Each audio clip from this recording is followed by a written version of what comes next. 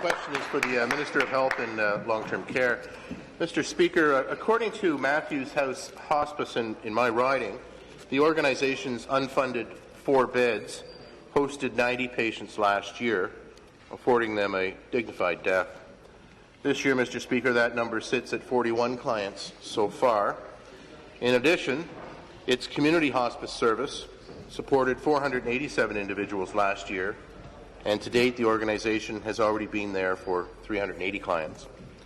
Mr. Speaker, the government has promised to fund 20 new hospices. They promised this in the 2014 budget, but Matthews House still isn't funded, and we're nearing the end of 2015. So, Mr. Speaker, can the Minister tell this House when the government will step up and fully fund Matthews House Hospice in Alliston? Thank you. Thank you, Mr. Speaker, and I agree with the member opposite that by reputation, Matthews House does an extraordinary job for individuals and families in extremely trying, emotionally difficult circumstances.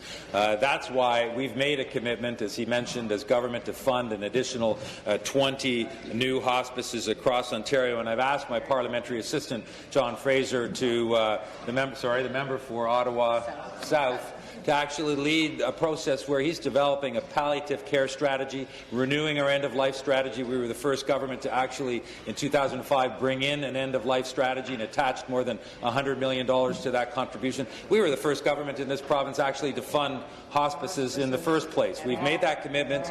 Matthews House has a great reputation. We're working directly, the ministry is with Matthews, as well as with our Lynn, on this particular issue. Thank you. Supplementary. Mr. Speaker, back to the Minister, and I thank the Minister for that answer. And I also want to take the opportunity to also thank the Honourable Member for Ottawa South, Mr. Fraser, your parliamentary assistant, for touring Matthews House Hospice just recently. That was very good of him to meet with the staff and volunteers. But I remind you, Mr. Speaker, that other hospices in the area, for the south end of Simcoe County, the only hospice we have available is a couple of beds in Richmond Hill. When you see numbers like 80, 90 clients having a dignified death at Matthews House each year, year after year, you didn't have to pay for any of the bricks and mortar. You didn't pay for any of the overhead so far. You are paying for a couple of PSWs through home care. It's a good deal. They've diverted at least 60 people from dying in the local hospital, our very small Alliston Stevenson Memorial Hospital. It's a fraction of the cost to spend your last days in palliative care, in great care with the volunteers and staff at the local hospice rather than the hospital. So, Minister, I ask you again, when can you announce that you're going to fund Matthews House Hospice in Alliston? Thank you. Thank you, Mr. Speaker. And I want to, I think, as the member opposite has alluded to, I want to commend, I know there are a tremendous number of volunteers as well as the staff that work at the hospital that are doing an incredible job day in and day out for the individuals through Matthews House, the hospice that the member opposite is referring to.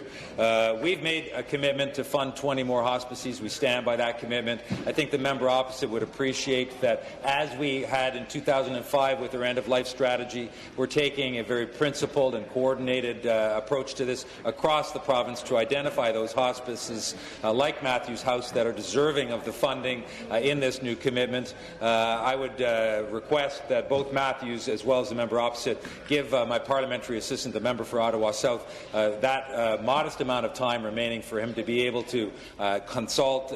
He mentioned that my PA had visited Matthews House, but give him that time to do the appropriate work so we can do this in a coordinated, proper fashion. That makes sense.